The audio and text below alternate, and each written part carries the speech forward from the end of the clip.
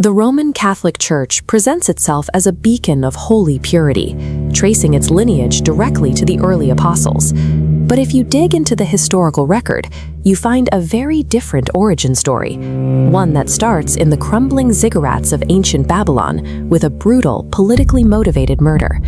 The victim was Nimrod. He was Babylon's first tyrannical dictator, a man who quickly realized that holding absolute political authority over a massive population was incredibly lucrative. But dictators make enemies. A rival leader named Shem orchestrated Nimrod's assassination. To make sure no one tried to take up his mantle, Shem had Nimrod's body chopped into pieces and sent to cities across the region as a gruesome warning.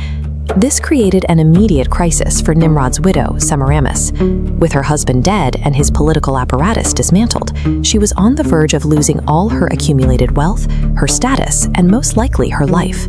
Semiramis shielding her wealth by shifting her power from the visible political stage into the shadows, using a religious mask to survive total political collapse. She realized that to maintain her grip on power, she had to take her operation underground. Semiramis invented a highly secretive, exclusive religion that historians call the Chaldean Mysteries. In this organizational chart, she rebranded their leadership. Her dead husband became an immortal sun god, and she, the divine queen of heaven.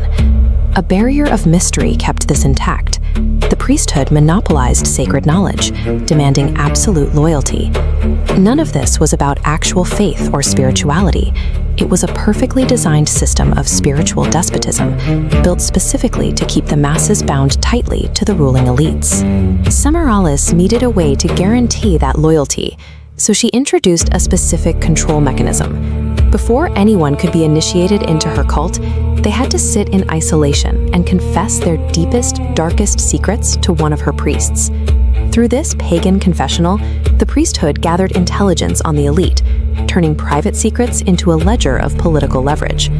As detailed in Alexander Hislop's extensive research, The Two Babylons, this specific mechanism of control didn't die with Semiramis. Historians trace this exact practice directly from the Babylonian priesthood to modern papal worship. To further separate her priests from the common people, she required them to remain unmarried. This aesthetic choice of mandatory clerical celibacy made the priesthood appear uniquely holy and utterly devoted to the cult. And at the center of their worship, they bypassed traditional messy animal sacrifices. Instead, as we see in this modern monstrance, they instituted the unbloody sacrifice of a round, sun-shaped wafer, directly representing the newly rebranded sun god. When you combine mandatory confession, an untouchable celibate clergy, and an exclusive ritual wafer, you get a highly profitable, inescapable loop of psychological and spiritual control. The Babylonian blueprint was so effective that it became an export. The franchise expanded across the ancient world. Egypt copied it with Isis and Osiris, and Greece adapted it with Venus and Adonis. Fast forward to 4th century Rome. A bishop named Pope Damasus secures his position in the church by stepping over the dead bodies of over 100 of his political rivals. Damasus faced a massive strategic problem. Rome was swarming with pagans who loved their magic statues, their protective amulets, and their wafer sacrifices.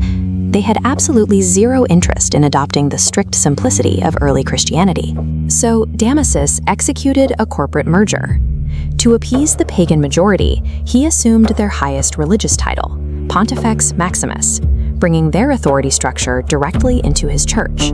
He went even further, adopting the symbolic keys of two well-known pagan gods, Janus and Cybele, using their iconography to legitimize his own authority over the Roman people. Pope Damasus didn't actually convert the pagans. He simply took Semiramis's highly profitable Babylonian intellectual property and slapped a Christian label on it to secure his own financial and political dominance. Just look at modern Catholic practice today, and the Babylonian fingerprints remain visible in the most traditional symbols. Take the doctrine of purgatory. The idea that souls can be purged of sin through fire before entering heaven is a direct continuation of ancient pagan fire worship purification rites. Look closely at this image of a nun holding a rosary. Counting prayers on these beads, along with the veneration of a sacred heart, were standard practices in ancient Egyptian mystery cults long before they ever reached Rome. Even the iconic sign of the cross has ancient roots. The research points out that for centuries before the crucifixion, the mystic Tau, the letter T, was the Babylonian sign of life and a primary symbol of Nimrod's son, Tammuz. This ancient mark, originally worn as a protective amulet over the heart, was absorbed into the church and rebranded as the cross. Which brings us to this formal portrait of the Pope on his throne.